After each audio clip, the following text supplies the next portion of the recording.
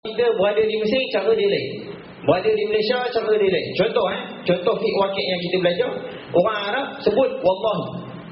Wallahi dah haram, wallahi dah haram. Tengok turun tadi, yang pekerja tak puasa. Selamba je. Kau Melayu tak orang ni? Lalu selamba je makan air. Saya tengok, selamba je. Dia tak ada rasa janggal. Lalu kat Kashmir sebelah tu apa nama kedai kecil dia kan, kat Selangor tu, dia lihat saya, wallahi anak tak baik, wallahi. Anak nak sebut wallahi tu je. Wallahi ni kalau ikut masyarakat Mesir, wallahi tu bukan lafaz sumpah. Kalau sampai kat Malaysia sumpah, sampai kat Mesir tak, tu wakil sempat. Contoh apa nama tu, jadi tak boleh sambung lah. Tak boleh sambungkan wallahi bahasa pasal dengan wallahi bahasa sumpah. Yang keseluruhnya, masa, zaman memainkan peranan penting. Macam mana sebut tadi, pelot peredaran zaman daripada zaman Nabi, zaman kejatuhan Turki Osmania sehingga zaman kita. Contoh,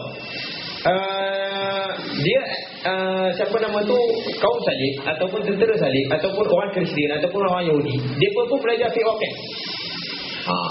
Dengar ke? Dengar? Tak ada risau bunyi kan? Dia pun belajar fiqh wakil. Apa dia? Satu ketika dulu sebelum berlakunya perang Hittin, perang salib yang dikalahkan oleh Salahuddin Al-Ayyubi pada 11 lebih kurang begitulah, 1100 itulah lebih kurang kan, berlaku pada bulan Ramadan. Anak cerita ni sebab baru lepas buat buku tu jadi ingat lah kan. Berlaku pada bulan Ramadan. Perang Hittin ni, sejak daripada perang Hittin ni, orang salib dia kata dia buat muasabah perang. Habis program lah kan, kita buat muasabah sikit. Kenapa kita kalah dengan Salahuddin ni, hampir gila kan. Dia pun buat muasabah. Lepas tu dia kata, kita punya teknik perang kena tukar. Sebab teknik perang kita ni dah lama lah. Ni zaman kuno dulu dia kata. Ni orang Yahudi dia buat muasabah kan. Tu nak kata dia pun belajar fiqh wakil. Lepas tu dia pun kata, okey, kita ubah teknik. Apa dia? Saya tengoklah orang Islam ni, dia dari sudut senjata apa semua, dia pun tak ada senjata pun boleh perang. Jadi kalau kita lawan dengan senjata, memang kalah lah kita. Okey, jadi kita fikir dia, okey, Islam ni dia berpegang teguh dengan akidah dia. Apa lagi? Rosakkan akidah dia. Nampak? Senjata dia apa? Senjata dia gunakan serangan pemikiran. Sebab apa? Umat Islam hari ini malas nak fikir. Apa malas nak fikir? Dapat duit, makan terus. Cuba fikir sikit, dapat duit, jangan makan lagi. Makan sikit, selebihnya rolling. Sekarang orang tak fikir. Contoh. Orang kata A. A. Lepas A apa? B. Lepas A, B. Okey lah, kalau lagu kata lepas A, W. Hang percaya tak? Lepas A, W. Betul juga. A, B, C dia W kan? Betul juga. Okey, betul lah tu, nampak? Tak fikir. Patutnya lepas A, B, C kan? Kau faham tak ni? Tak apalah, tak faham juga lah. Jadi anda nak cerita apa? Anda nak cerita, dia pun buat musyawarah muhasabah. Dia pun kata kita ubah teknik. Sebab apa?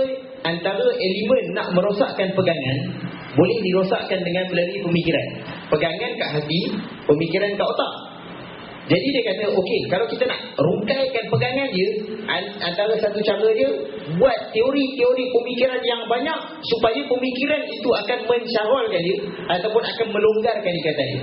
Jadi mulalah dia tukar strategi, buat ghazwatul fikri. Apa serangan-serangan dia buat? Nasionalisme, sekularisme, liberalisme, feminisme, lagi apa lagi? Dan isme-isme yang lain.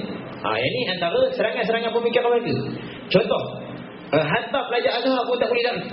Hatta pelajar Azhar pun tak boleh lari. Contoh, dia cuba mengasingkan di antara, ni pengajian, ni persatuan. Dia cuba asingkan. Dan taklah sama ada ni pengajian persatuan ke dia. Dia cuba asingkan. Pengajian suku, persatuan suku.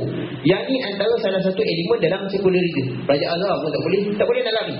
Jadi pelajar Azhar kena belajar juga tentang pemikiran. Sebab yang ini adalah serangan zaman abad moden sekarang. Serangan pemikiran yang lain banyak dalam serangan pemikiran hedonisme. Hedonisme ni, nak cerita sejarah pemikiran pula. Hedonisme ni, pemikiran ni dah start zaman Yunan dulu. Zaman Greek, 600 sebelum Masihi. Nabi Isa pun tak lahir lagi zaman tu. Dia pun tak buat mula buat pemikiran hedonism. Sampai sekarang, apa dia hedonism tu? Nak mesej berkapa-kapa, masalah hisbah banyak ni sebab pengaruh hedonism. Belajar azhar pun tak dapat lari.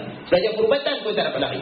Janji aku seronok berkapal, yang tu dah serangan pemikiran hedonism. Jadi, apa dia aulawiyat ataupun wakil sekarang ni, senjata mereka adalah serangan pemikiran. Kalau kita berperang, kita latih senjata apa semua, jangan lupa berlatih pemikiran kita, berfikir supaya kita boleh lawan dengan pemikiran-pemikiran tersebut. Antara senjata-senjata kita nak berhadapan dengan serangan pemikiran adalah fiqh khamsah. Ni senjata kita baru satu, banyak lagi. Baru satu antara senjata kita. Jadi yang tu mukadimah yang nak sebut. Jadi secara kesimpulannya, anda nak lukis satu benda Kalau tak nampak tu, kali-kali dah sikit Aku cadang, tolong sini.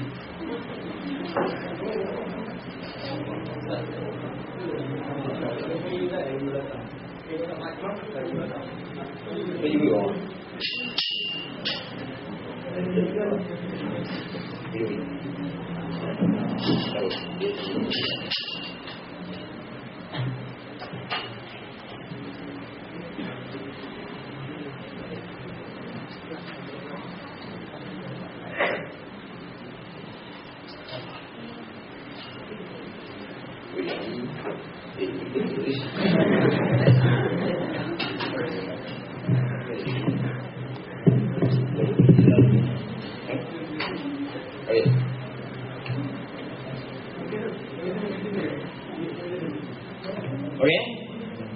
Ada beberapa perkara. Sebelum tu anak nak sebut, dia sebenarnya susunan fiqh khamsah ni, tahu Ustaz Ahmad dia dah tahu dah. Dia bermula daripada fiqh maqasid. Bermula daripada fiqh maqasid ataupun fiqh nusus. Okey, kemudian dia pergi kepada fiqh aulawiyat. Ni turutan dia turutan kaedah berfikir kita. Kita punya senjata ni, kena pandai guna. Tak boleh peluru tak masuk lagi dah tembak. Ataupun pasang pistol terbalik kan. Elok penuh. Yang kedua, fiqh muwazanat.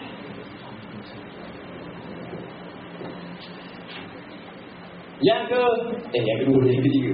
Yang ketiga fiqh waqi'. Ni yang keempat tadi. Yang kelima fiqh taghyir. Okey, apa benda belum kita ni? Yang pertama fiqh maqasid, dia menceritakan tentang apa yang disebut kita ni lah, banyak lah. Lepas tu, daripada maqasid syariah tu kita dah tahu ni hukum dia apa, ni zoniyah tersebut. Kan? Apa semua zoniyah di dalam semua tu kan? Bla bla bla bla bla. Jadi, kita dah faham maqasid. Islam memerintah kita supaya menjaga 5 asas maqasid syariah. Apa dia? Hifzuddin, hifzun nafsi, apa semua tu lah. Daripada benda-benda ni mengajar kita supaya tengok mana yang lebih aulawiyat. Mana yang lebih aulawiyat? Apa dia? Daruri lebih aula daripada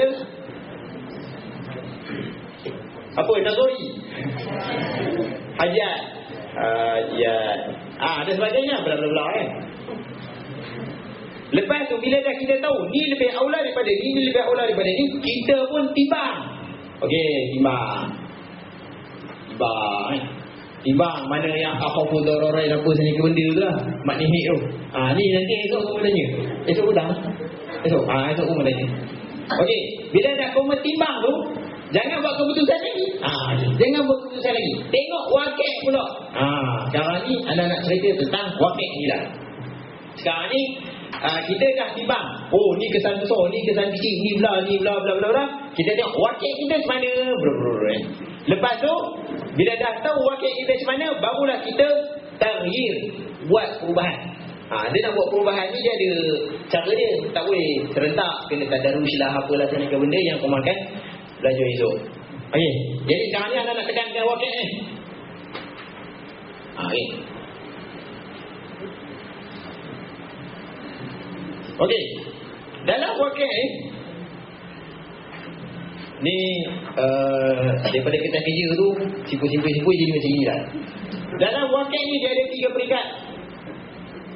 Yang pertama, kumpul maklumat ataupun berita kumpul maklumat. Kumpul. Kemudian dia ada 3 step Koma nak belajar tentang fiqh wakil ni. Mula-mula koma kena begini lah kan. Lepas tu sampai kat sini, koma gunakan 3 step ini.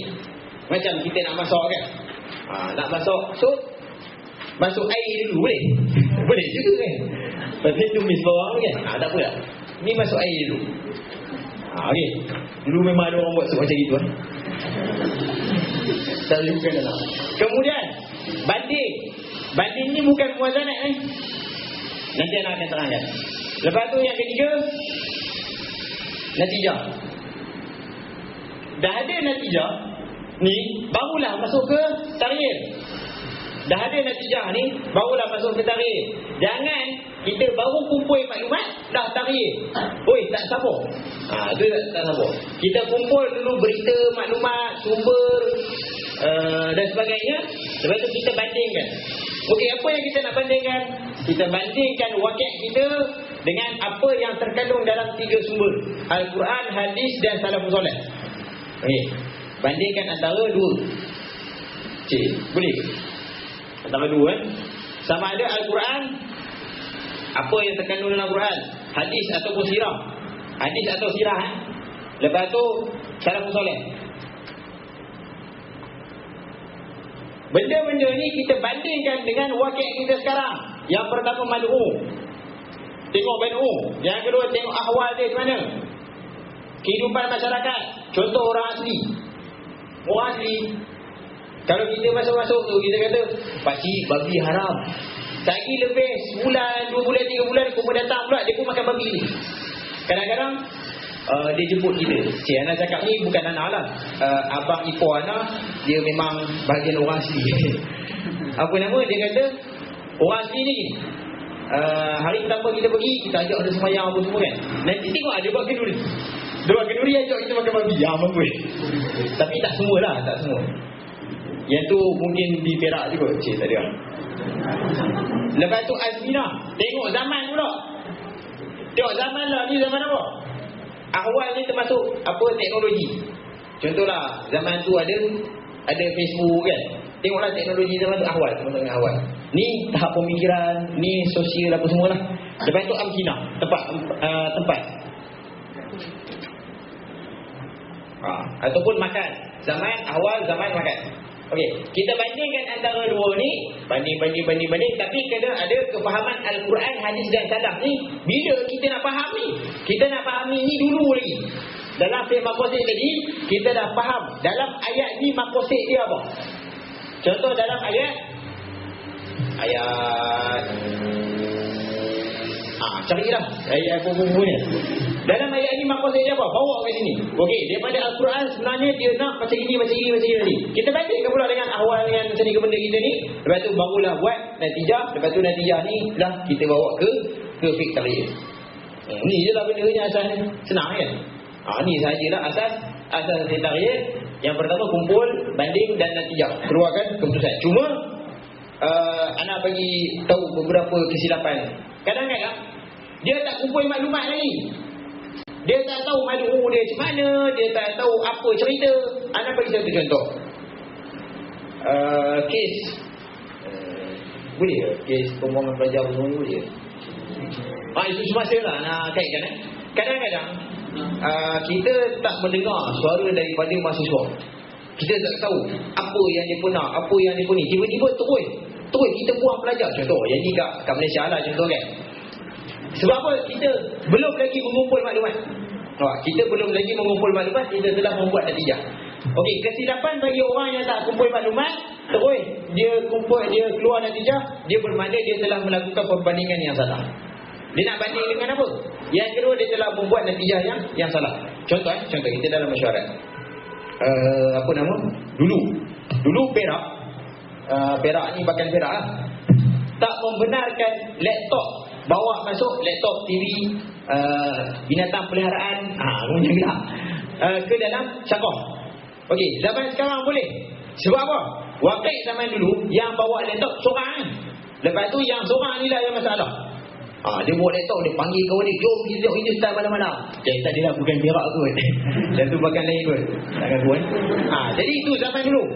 Jadi waktu executive dia nak buat keputusan, kita nak bagi tak orang masuk laptop ni. Sekarang